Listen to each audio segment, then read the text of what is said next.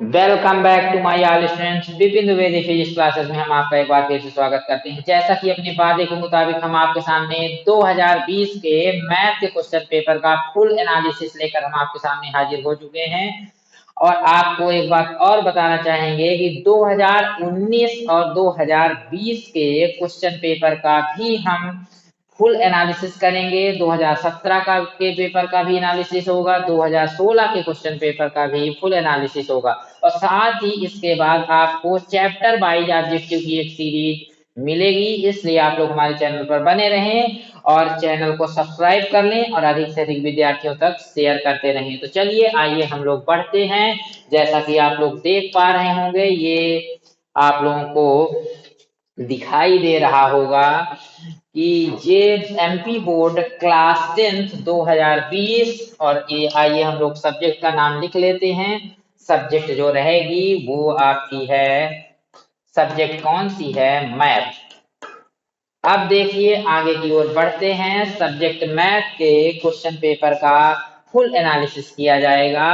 आप लोग देख भी पा रहे होंगे, ऑब्जेक्टिव मतलब समझ गए होंगे आप लोग। तो चलिए देर न करते हुए हम लोग अब अपने मेन टॉपिक की ओर बढ़ते हैं और इस ऑब्जेक्टिव की सीरीज में आगे बढ़ते हैं। देखते हैं 2020 के क्वेश्चन नंबर फर्स्ट को। देखिए क्वेश्चन नंबर फर्स्ट में आया था, choose the correct option and right it. Choose the correct option and right it. आपको करेक्ट ऑप्शन चूज करना है और उसे फिर लिखना है। देखिए पहला क्वेश्चन आप लोग देख पा रहे होंगे, when a1 by a2 equal b1 by b2 equal c1 by c2, then the system of equation a1x plus b1 by plus c1 equal to 0 and a2x plus b2 by plus c2 equal to 0, इसका किस type का solution होगा आपको ये बताना है। तो देखिए आपको पता होगा, आपको पहले से ही जानकारी होगी। देखिए बहुत ही सिंपल तरीके से आपको पहले से ही जानकारी होगी कि if a1 by a2 equal b1 by b2 equal c1 by c2, यदि इस टाइप की कंडीशन है तो आपका कौन सा सोल्यूशन होने वाला है? इनफाइनेटली, ओहो सॉरी आई है, इनफाइनेटली मैनी सोल्यूशंस आपका होने वाला है। कौन सा सोल्यूशन होगा? इनफाइनेटली मैनी सोल्यूशन होगा। कुल मिला के ध्यान में आपको रखना होगा इनफाइनेटली मैनी सोल्यूशन। एक चीज आपको और बता देते हैं, इस कंडीशन में लाइन जो होती हैं को इंसिडेंट होती हैं, को इंसिडेंट लाइंस। कई बार क्वेश्चंस में ये भी पूछ लिया जाता है कि if a1 by e2 equal to b1 by b2 equal c1 by c2, तो इस कंडीशन में किस टाइप की लाइन को ये रिप्रेजेंट करेगा, किस टाइप की लाइंस को शो करेगा? तो आपको पता होनी चाहिए को इंसिडेंट लाइंस को शो करेगा। समझ पा रहे होंगे। आई होप आपके दिमाग में ये कॉन्सेप्ट क्लियर हो गया होगा। आइए थोड़ा सा आगे बढ़ते हैं। यदि हम बात करें, थोड़ा सा हम आपको डिटेल में ले जाने की कोशिश कर रहे हैं कि इफ आपका मान लीजिए बहुत सिंपल है, if a1 by a2 does not equal to b1 by b2 है, a1 by a2 does not equal to b1 by b2 है, इस कंडीशन में जो ये इक्वेशन दिया है इसका कौन सा सोल्यूशन होगा? यूनिक सोल्यूशन होगा। कौन सा सोल्यूशन होगा आपको पता होना चाहिए, यूनिक सोल्यूशन होगा। और इस कंडीशन में जो लाइंस होंगी वो इंटरसेक्टिंग लाइंस होंगी। कैसी लाइन होंगी? Intersecting lines. ये किस टाइप की लाइन शो करेगा? इंटरसेक्टिंग लाइन शो करेगा, मतलब जो लाइंस होंगी वो एक दूसरे को इंटरसेक्ट करेंगी। आई होप ये कॉन्सेप्ट आपके दिमाग में क्लियर हो गया होगा। और इसकी जो एक और नेक्स्ट कंडीशन है, इसकी जो एक और नेक्स्ट कंडीशन है, तो आइए हम लोग उसको भी देख लेते हैं कि if a1 by a2 equal b1 by b2 does not equal आपका c1 बाई c2 है। यदि ये कंडीशन है तो इस कंडीशन में इस इक्वेशन का क्या सोल्यूशन होगा? जो इक्वेशंस दिए हैं या ये कहे सिस्टम ऑफ इक्वेशंस का कौन सा सोल्यूशन होगा? No any solution. क्या होगा? No any solution. ये तो फ्रांस के बच्चे को भी पता होगा कि यदि आपका तीसरा वाला इक्वल नहीं है तो इस कंडीशन में कौन सा सोल्यूशन होने वाला है, नो एनी सोल्यूशन। और इस कंडीशन में जो आपकी लाइंस होंगी किस टाइप की लाइन शो करेंगे, पैरेलल लाइंस। पैरेलल लाइंस जिनको आप आगे या पीछे कितना भी बढ़ाएं एक दूसरे को इंटरसेक्ट नहीं करेंगी, नो एनी सोल्यूशन। और इस कंडीशन में पैरेलल लाइंस शो करेगा, किस टाइप की लाइन शो करेगा, पैरेलल लाइन शो करेगा। आई होप ये कॉन्सेप्ट भी आपके दिमाग में क्लियर हो गया होगा। तो चलिए हम लोग बढ़ते हैं आगे की ओर मूव करेंगे।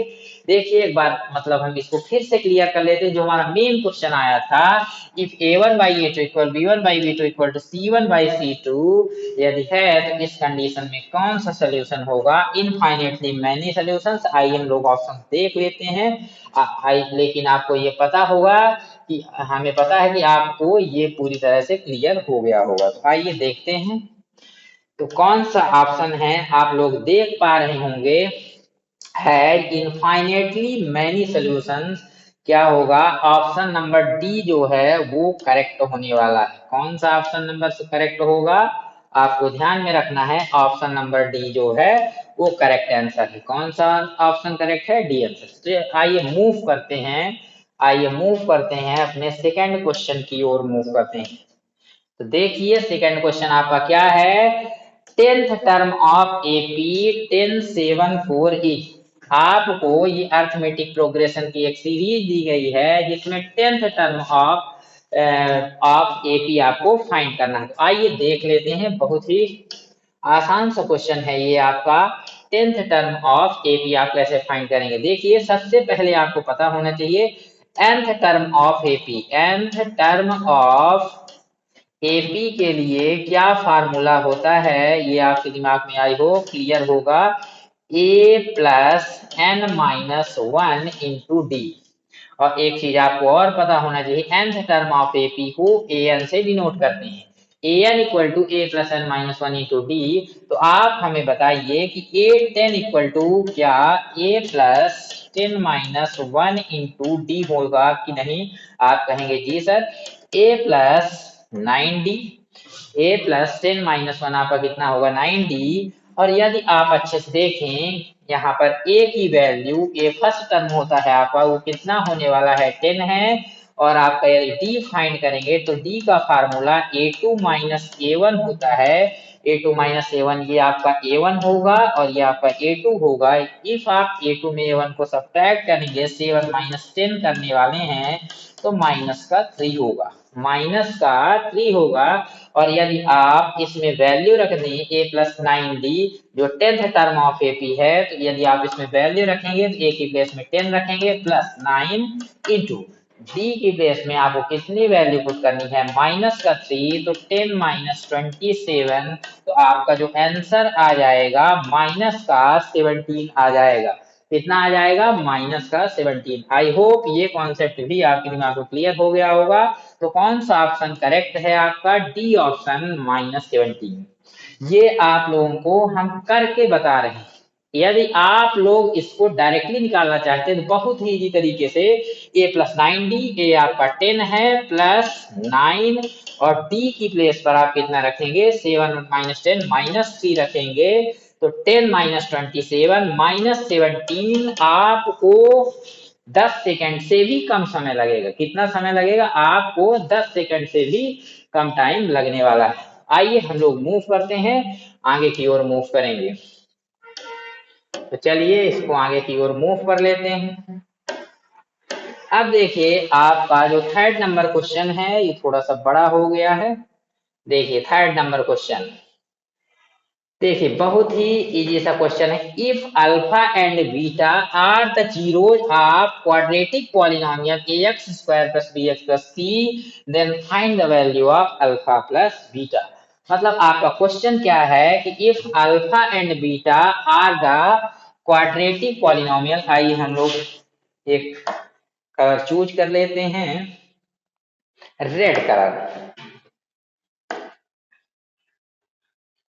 ब्लू ही ले लेते हैं और इसको यहाँ पर फिक्स कर लेते हैं।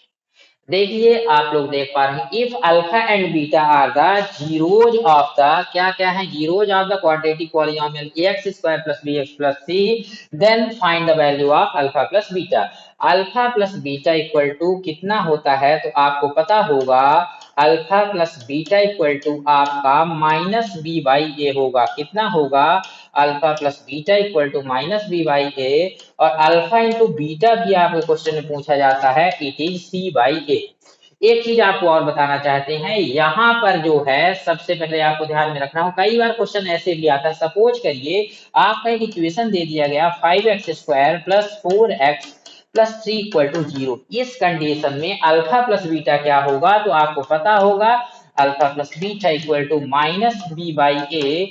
माइनस बी की प्लेस पर यहाँ क्या वैल्यू है, तो आपको पता होगा 4 बाई ए की प्लेस पर आपका ए ये है 5, सॉरी 5 हो जाएगा, माइनस 4/5 अल्फा प्लस बीटा की वैल्यू होगी। यदि अल्फा इंटू बीटा पूछेगा तो वर्बली आप ओरली बता सकते हैं सी बाई ए होगा, तो सी की प्लेस पर सी होगा और ए की प्लेस पर आपका 5 होगा, अल्फा इंटू बीटा।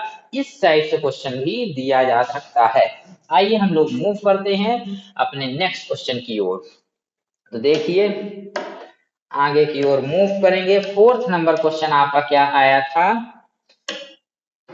देखिए if tangents PA and PB from a point P, a circle with center O are inclined to each other at angle 80 degree, then angle POA is equal to, मतलब PA और PB जो हैं वो दो tangent हैं। तो आइए हम लोग ड्रॉ कर लेते हैं। सपोज करिए ये जो है एक आपका सर्किल है और ये आउटर पॉइंट आपका जो है वो P है अकॉर्डिंग टू योर क्वेश्चन, और PA एंड PB जो है वो टेंजेंट्स हैं। तो ये आपका PA हुआ, ये आपका PB हुआ। PA and PB are here your tangents. यहाँ पर जो सेंटर ऑफ द सर्किल है वो आपका O रहने वाला है। आप इसे O से B को ज्वाइन कर देंगे, रेडियस है, O टू A को भी ज्वाइन कर सकते हैं।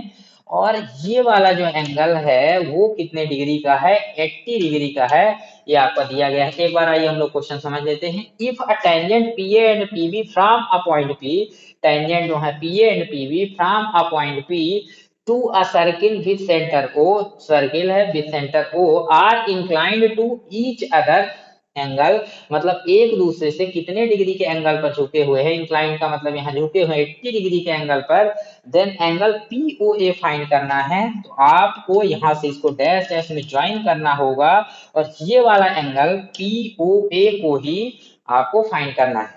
तो देखिए सबसे पहले आपके दिमाग में क्लियर होना चाहिए, एक बात आपको हम बताना चाहते हैं, यहाँ पर जो ये एंगल है वो कितने डिग्री का एंगल बनेगा, तो 90 डिग्री का एंगल बनेगा। क्यों बनेगा, क्योंकि tangent of the circle is perpendicular to the radius of the circle. Tangent of the circle क्या होगा, tangent of the circle is perpendicular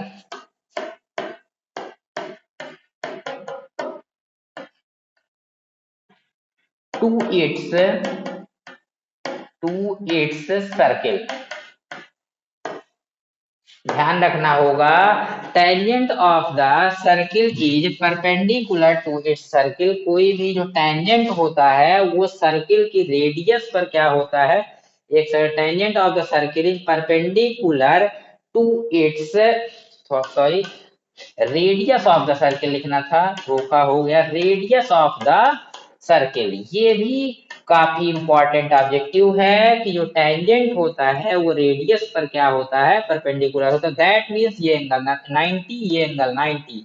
और आपको पता होगा कि PAOB आपको देखने से पता चल रहा है इट इज योर क्वाड्रिलेटरल, मतलब ये आपका एक चतुर्भुज है और यहाँ 90 और दोनों एंगल 90 हैं, तो 90 90 180 यदि हो जाएंगे तो ये एंगल प्लस ये एंगल कंप्लीट कितना होगा, तो आपको पता होगा 180 ये हुए और 80 प्लस 100 ये टोटल एंगल जो हो जाएगा आपका, ये टोटल एंगल कितने डिग्री का होगा, तो आप बता देंगे सर इट इज 100 डिग्री।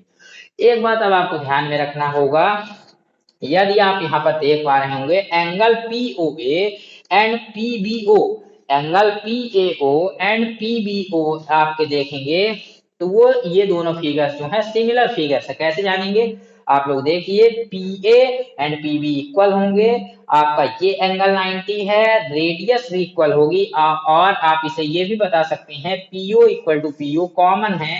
यदि किसी भी दो ट्रेंगलों में तीन चीजें आपको कॉमन मिलती हैं तो वो फिगर्स जो होते हैं वो सिमिलर होते हैं और उनके करस्पॉन्डिंग एंगल्स जो होते हैं ये वाला एंगल और ये वाले एंगल जो होंगे इक्वल होंगे। तो ये 100 है तो आपको पता होगा इट इज 50, इट इज 50, मतलब आपका जो आंसर होगा फाइनली कितने डिग्री का होगा, 50 डिग्री का होगा। हमने समय बचाने के लिए थोड़ा आपको जल्दी जल्दी में ये बता दिया है। आई होप ये आपको कॉन्सेप्ट क्लियर हो गया होगा।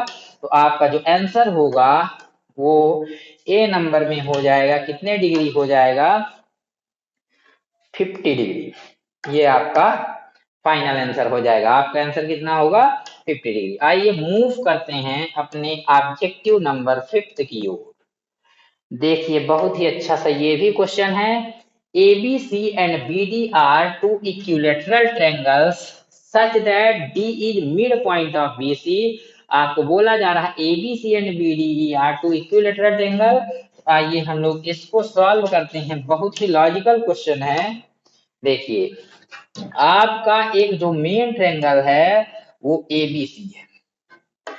अब एबीसी जो है वो आपका इक्विलेटरल है। एक चीज आपको और बताया गया है कि डी जो है वो मिड पॉइंट ऑफ बीसी है, डी जो है मिड पॉइंट बीसी है, और साथ में ये भी बोला जा रहा है कि बीडीई भी जो है वो इक्विलेटरल ट्रायंगल है। तो आपको ई पॉइंट पर यहाँ पर लेना होगा, और यदि आप इसे ज्वाइन कर लें तो आप क्या देख रहे हैं, तो आप बताएंगे sir it is our equilateral triangle.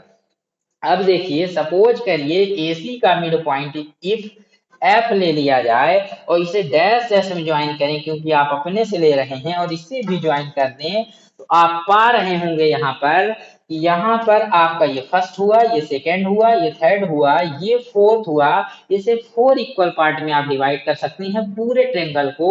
यहाँ पर 4 आपको सेम साइज के आपको इक्विलेटरल ट्रायंगल दिख रहे होंगे, और साथ में ये वाला जो है ये इस वाले का 1/4 पार्ट कहलाएगा। मतलब जो टोटल, बट इसमें जो रेशियो पूछा गया है किसका किसका रेशियो पूछा गया है, एरियाज का रेशियो पूछा गया है, एबीसी एंड बीडीई। एबीसी मतलब पूरे का, तो पूरे का जो रेशियो इसके कितने पार्ट हैं, 4 पार्ट हैं, और यहाँ पर आप लोग देख पा रहे होंगे ये 1 पार्ट है। तो इसका जो मेन आंसर होगा 4:1 होगा। थोड़ा सा लॉजिकल क्वेश्चन है, लेकिन आई होप ये कॉन्सेप्ट भी आपके दिमाग में क्लियर हो गया होगा। तो कितना इसका आंसर हो जाएगा, 4:1, जो कि ऑप्शन नंबर आपका सी पर है, 4:1 हो जाएगा। आई होप ये कॉन्सेप्ट भी आपके दिमाग में क्लियर हो गया होगा। आइए हम लोग मूव करते हैं क्वेश्चन नंबर 2 की ओर। क्वेश्चन नंबर 2 में आप लोग देख पा रहे होंगे यहाँ पर fill in the blanks.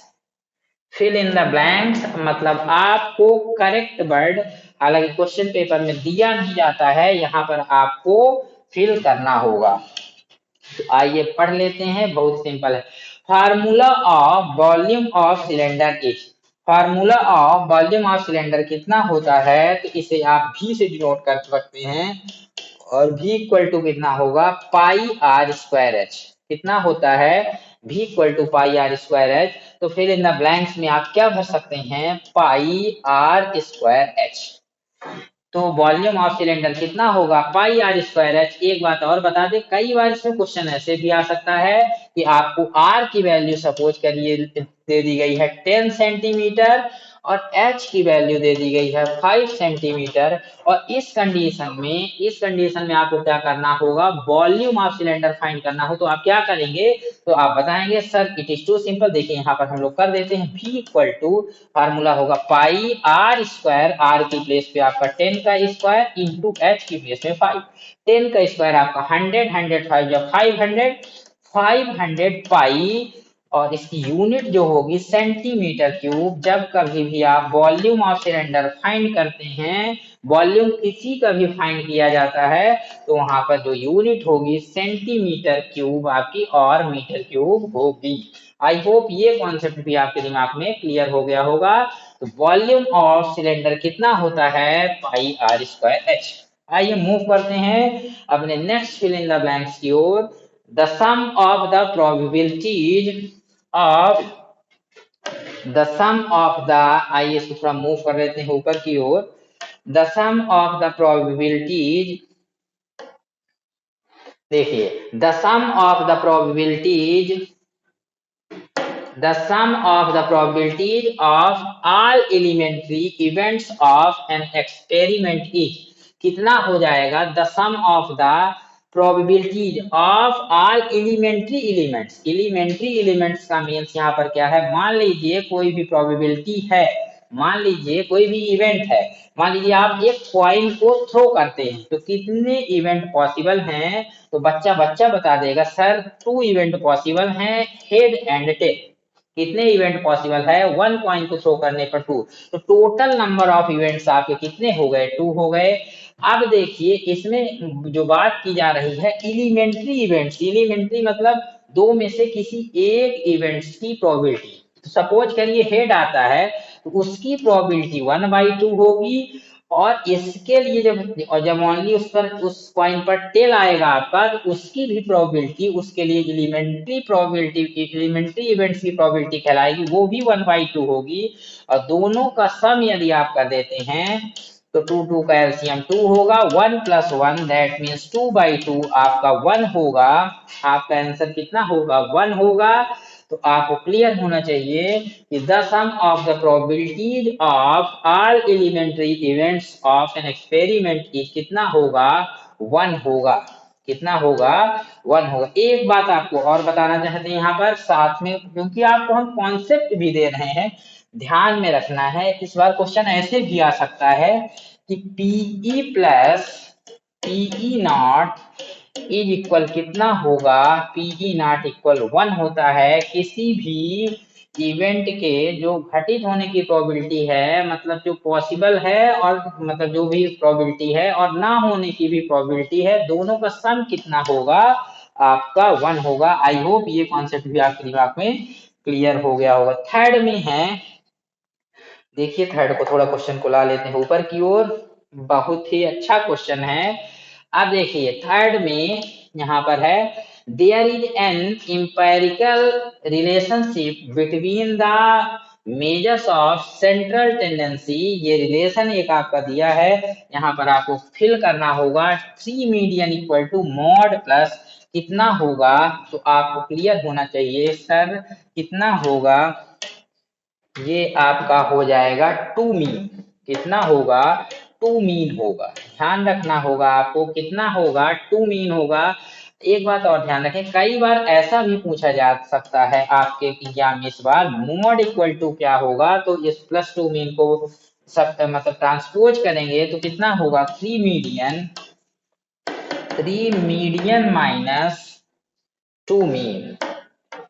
2 mean इस टाइप से भी पूछा जा सकता है, और यहाँ पर ऐसा भी पूछा जा सकता है कि मीन की वैल्यू दे, मॉड और मीन की वैल्यू दे दे, आपसे मीडियन भी पूछा जा सकता है, तो आप इसको भी आसानी से निकाल सकते हैं। आई होप ये भी फार्मूला आपके दिमाग में क्लियर होगा, बहुत ही ज्यादा इंपॉर्टेंट फार्मूला है। हालांकि इससे क्वेश्चन तो अभी तक नहीं पूछे गए हैं, लेकिन आप लोग सतर्क रहें, आप इसे ट्रांसपोज करके 3 डिफरेंट फार्मूले बना सकते हैं।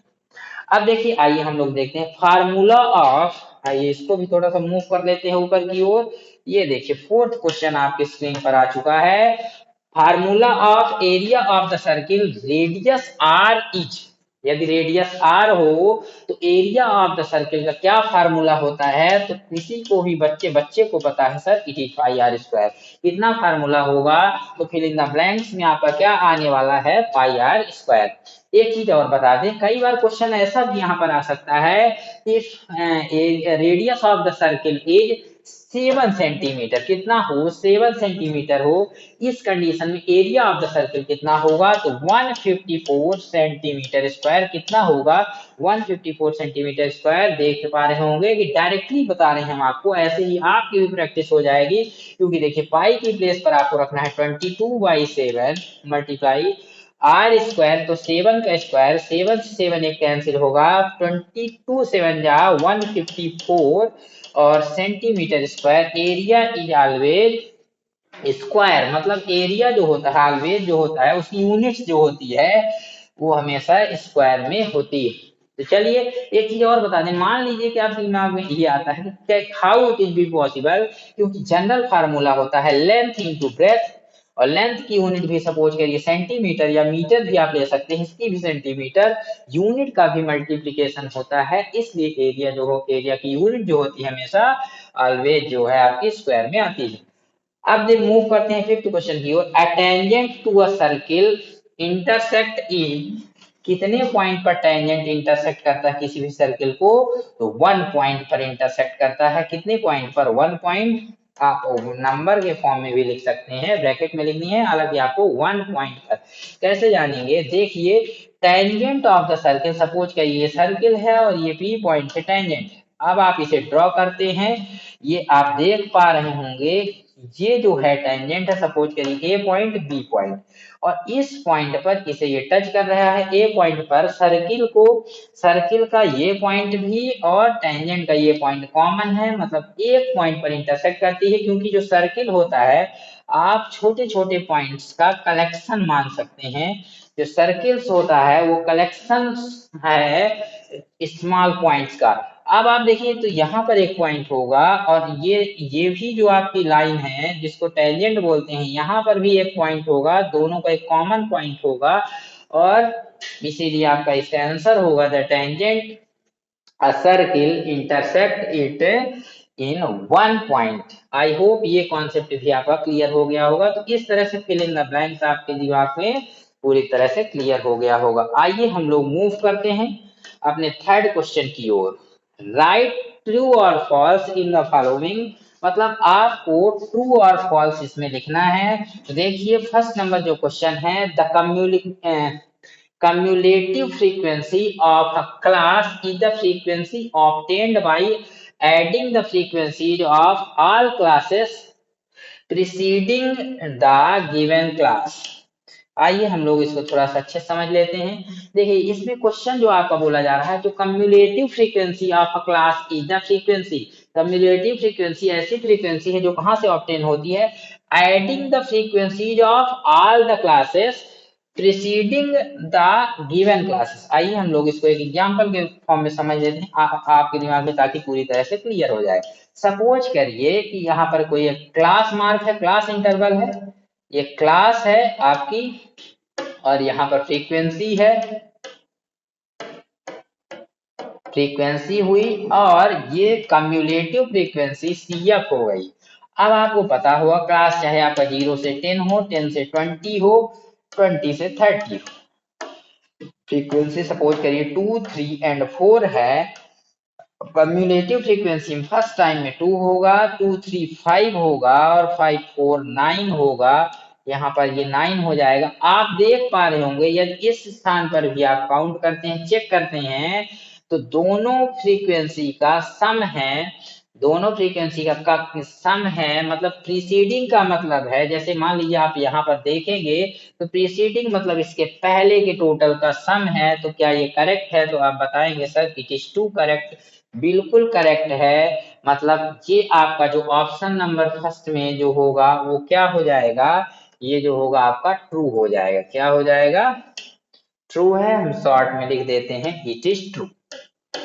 देखिए सेकंड क्वेश्चन है, circumference of a circle of radius R, वो कितना होता है, तो ये आप देख पा रहे होंगे वो कितना होता है, 2 पाई आर होगा। तो ये तो बहुत ही इजी कॉन्सेप्ट है, 2 पाई आर होगा, बिल्कुल correct, it is true.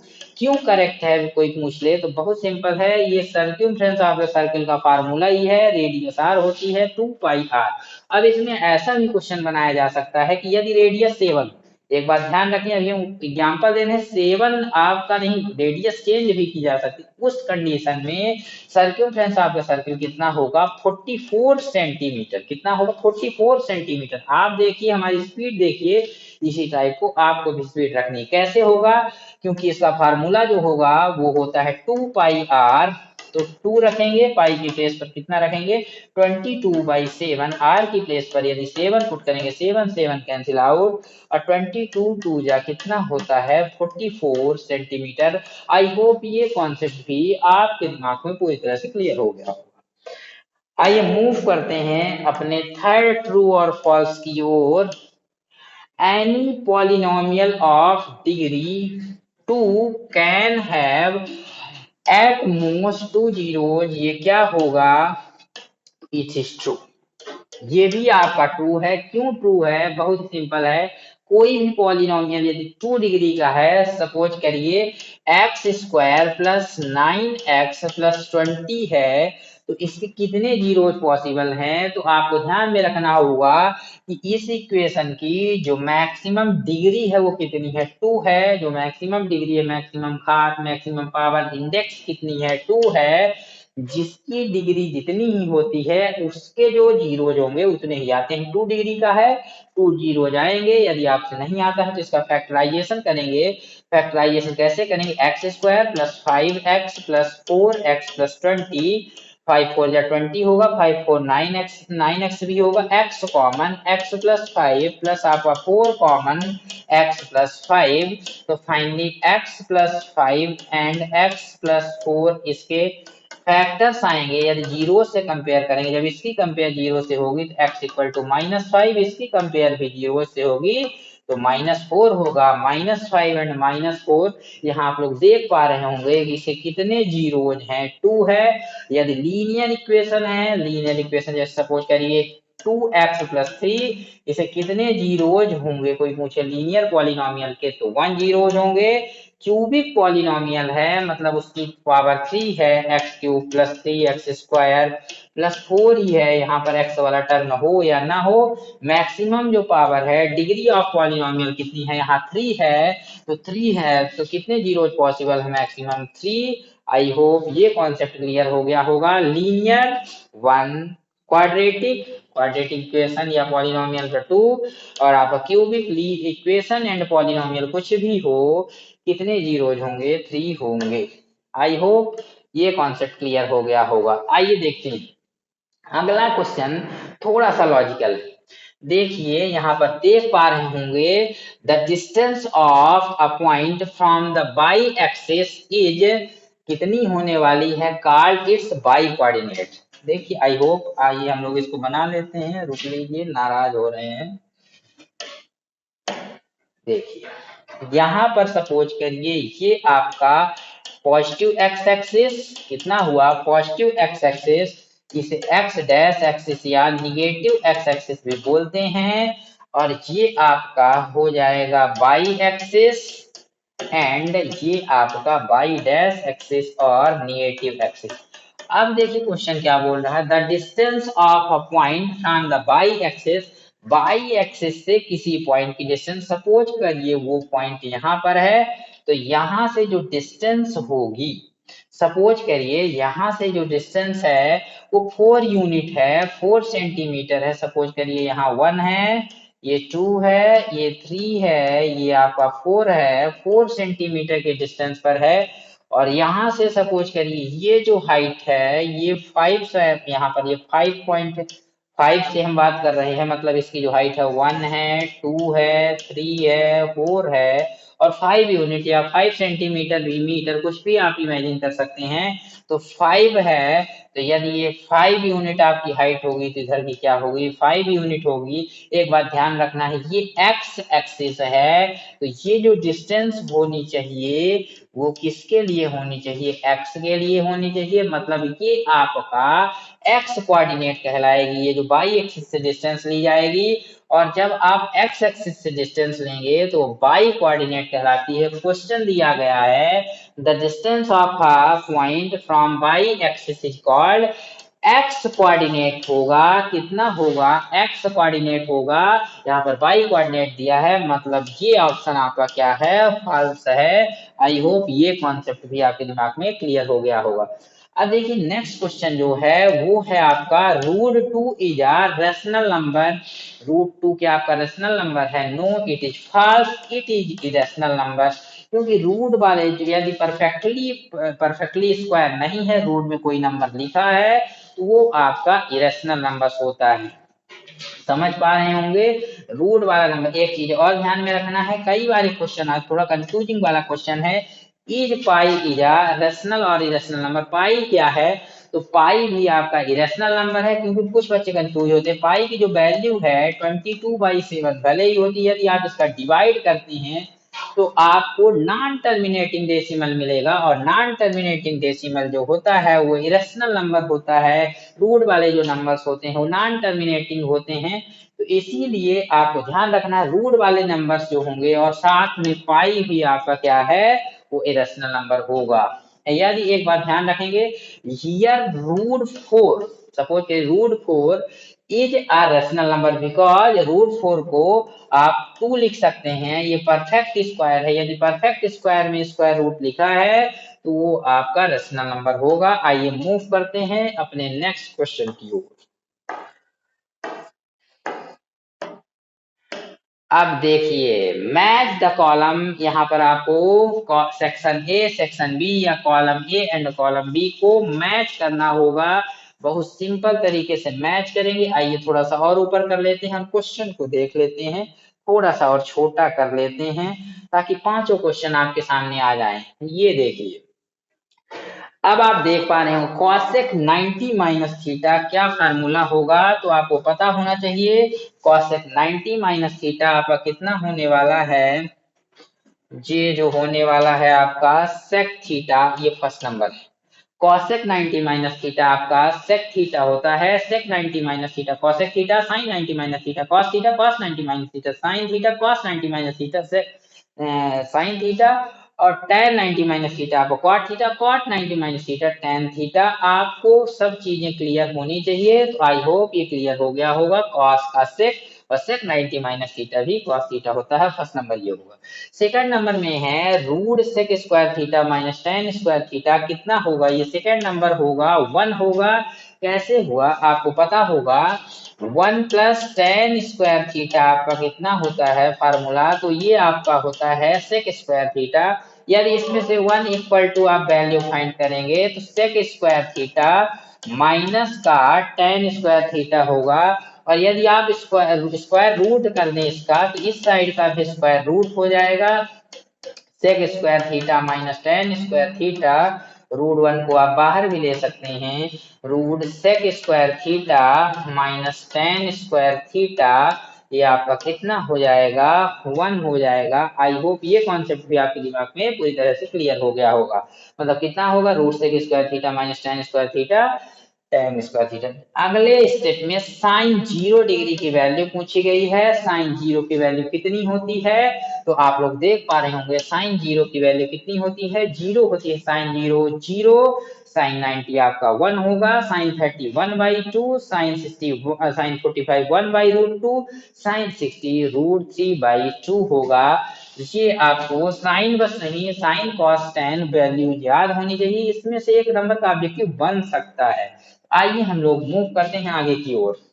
Next में आप लोग देख पा रहे होंगे tan थीटा कितना होता है। tan थीटा का फार्मूला पूछा गया है, तो जो ऑप्शन है उसके अकॉर्डिंग आप लोग देख पा रहे होंगे, sign theta by cos theta कितना हो जाएगा, sign theta by cos theta. tan का फार्मूला होता है tan theta equal sign theta by cos theta. तो अब क्वेश्चन में इस बार ऐसा भी पूछा जा सकता है, कॉट थीटा क्या होगा, tan का अपोजिट होता है, तो cos theta by sine theta होगा। मतलब आपका जो फोर्थ क्वेश्चन है tan थीटा, तो ये ऑप्शन क्लियर हो जाएगा fourth question.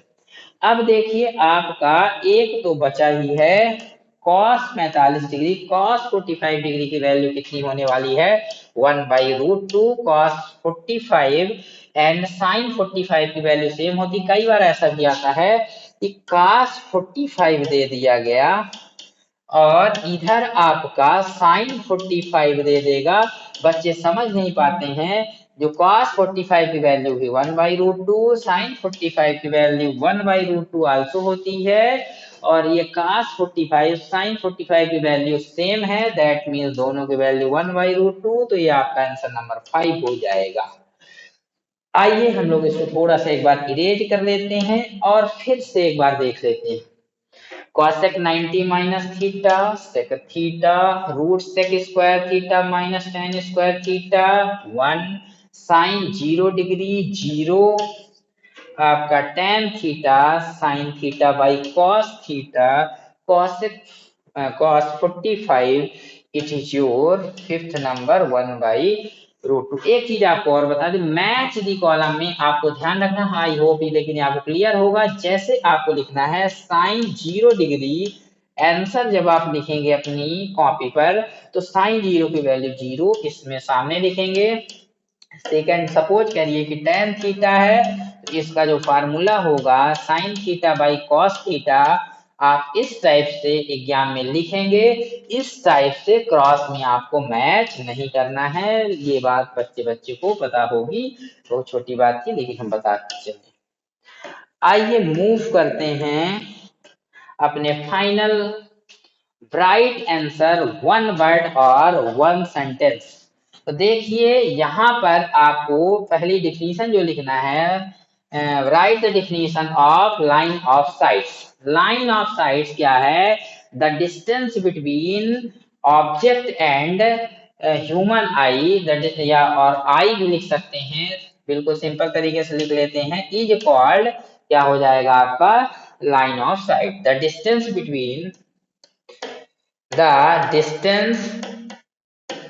distance of object ले लेते हैं from our eyes, our eyes भी ले सकते हैं। यहाँ पर ध्यान में रखना है जो भी आपका देख रहा होगा उस ऑब्जेक्ट को, इज कॉल्ड क्या हो जाएगा लाइन ऑफ साइट। मतलब कुल मिला के वो डिस्टेंस जो ऑब्जेक्ट से लेकर के जो आपका विजिबल करने वाला पर्सन है, जो देख रहा है, वहां तक की जो डिस्टेंस होगी, या ये कहेंगे आई तक की जो डिस्टेंस होती है, ह्यूमन आई तक की जो डिस्टेंस होगी, उसे आप क्या बोलते हैं line of site. I hope ये कॉन्सेप्ट भी आपके दिमाग में क्लियर हो गया होगा। आइए सेकेंड क्वेश्चन को हम लोग देख लेते हैं। देखिए, right the standard form of the linear equation of two variable x and y के लिए तो कितना होता है ये आपको क्लियर होना चाहिए। A X plus B Y plus C equal 0, क्योंकि लीनियर इक्वेशन का फॉर्म लिखना है और लीनियर इक्वेशन का फॉर्म आपका क्या हो जाएगा A X plus B Y plus C equal 0। हालांकि यहाँ पर जो लीनियर इक्वेशन लिखा गया है वेरिएबल एक्स एंड वाई है, स्टैंडर्ड फॉर्म लिखना है। यदि आपको ओनली स्टैंडर्ड फॉर्म यहाँ ना लिखना होता, एक इक्वेशन लिखना होता एक्स टू वेरिएबल के लिए, तो आप लिख सकते थे 3x plus 5y equal to 4। इस टाइप से भी लिख सकते हैं C1 को। C1 हो सकता है C वाला जो है निगेटिव का रहा होगा तो राइट साइड में भी आप लिख सकते हैं, बट यहाँ standard form of linear equation बोला गया है ax plus B Y plus C equal 0। आइए हम लोग बढ़ते हैं, मूव करते हैं अपने थर्ड क्वेश्चन की ओर। Write the general form and arithmetic progression. Arithmetic progression के लिए जनरल फॉर्म क्या होता है, आपको उसकी सीरीज लिखनी होगी। तो ए होगा आपका फर्स्ट टर्म के बाद सेकेंड टर्म होता है A plus T, third term A plus जो है वो 2d होगा, A plus 2d, A plus 3d, as so on dash dash. ये आपका जो है वो general form of the arithmetic progression के लिए ऐसे ही फाइनाइट तक ये सीरीज बढ़ती रहेगी, ए प्लस 4d। अब आपको पता होगा फर्स्ट टर्म ऑफ एपी जो होगा वो ए होता है, सेकेंड टर्म क्योंकि फार्मूला आपको बता चुके हैं, nth term of AP A plus n minus 1 into D. कितना होगा a plus n minus 1 into D. n की प्लेस पर यदि आप a प्लस 1 पुट करेंगे तो कितना आ जाएगा, फर्स्ट टर्म में n की प्लेस में 1 पुट कर रहे हैं, दैट मीन्स a1 की बात करेंगे तो a1 जो है वो a के इक्वल होगा। 2 पुट कर देंगे 2 माइनस 1 तो 1d, that means a plus d जो होगा सेकेंड टर्म होगा। जब थर्ड टर्म फाइंड करेंगे तो 3 माइनस 1 होगा, तो a प्लस 2d जो है थर्ड टर्म, ऐसे ही fourth term, fifth term, nth term तक जाता रहेगा। और आप चाहें तो लास्ट टर्म को, an टर्म को भी यहाँ पर भी लास्ट में कॉमा करके लिख सकते हैं। क्या होगा a प्लस n-1 और इनटू में आपका d होने वाला है। आई होप ये कॉन्सेप्ट भी आपके दिमाग में क्लियर हो गया होगा। एक चीज और ध्यान रखें, इसमें क्वेश्चन ऐसा भी बनाया जा सकता है, आपको a एंड d की वैल्यू दे दी जाएगी और पूछ लिया जाएगा कि फिफ्थ टर्म ऑफ AP, तो फिफ्थ टर्म के लिए a प्लस 4d फार्मूले का यूज करेंगे, A5 की वैल्यू आसानी से आपको मिल जाएगी। आइए मूव करते हैं अपने क्वेश्चन नंबर 4 की ओर। Write the formula of discriminant of the quadratic equation. ओहो सॉरी, ये क्वाड्रेटिक इक्वेशन है और क्वाड्रेटिक इक्वेशन की जो पावर होती है वो 2 होती है, यहाँ 2 छूट गया था, तो A X square plus B x plus C equal to 0, ये जो क्वाड्रेटिक इक्वेशन है, तो इसमें से आपको डिस्क्रिमिनेंट का फार्मूला, डिस्क्रिमिनेंट को डी से डिनोट करते हैं और इसका फार्मूला होगा B square minus 4ac। b² - 4ac आपको फार्मूला होगा। इसमें क्वेश्चन भी बनाया जा सकता है। इस साल क्वेश्चन कैसे आ सकता है कि सपोज करिए 5x² plus 2x plus 4 equal to 0 है। जब आप इसी क्वाड्रेटिक इक्वेशन से पहले कंपेयर करेंगे तो a इक्वल टू आपको 5, b equal to 2, c equal to कितना मिलेगा, 4 मिलेगा।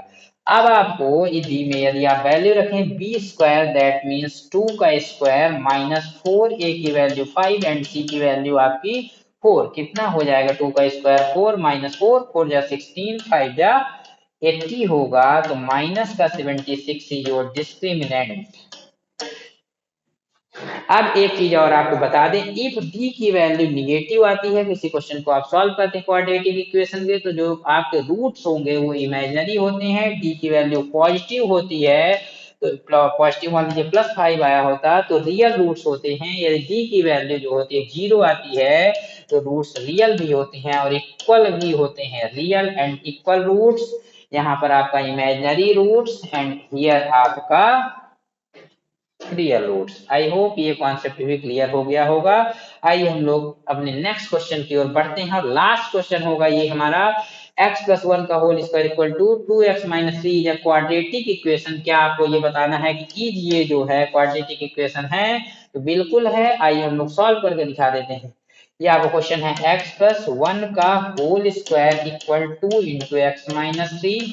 सॉल्व करेंगे a प्लस बी का whole square a² plus 2a की प्लेस पर आपका 1 है, नहीं a की प्लेस पर x है, b की प्लेस में 1 है, प्लस 1 का स्क्वायर इक्वल राइट साइड में 2 का मल्टीप्लाई x से 2x माइनस 2 3 जा 6, x² प्लस ये आपका 2x plus 1 equal to 2x minus का 6 होगा, प्लस 2x कैंसिल क्योंकि ट्रांसपोज करने पर माइनस होगा, x² प्लस 1 माइनस के 6 को ट्रांसपोज करेंगे plus 6 equal 0, x² plus 7 equal to 0।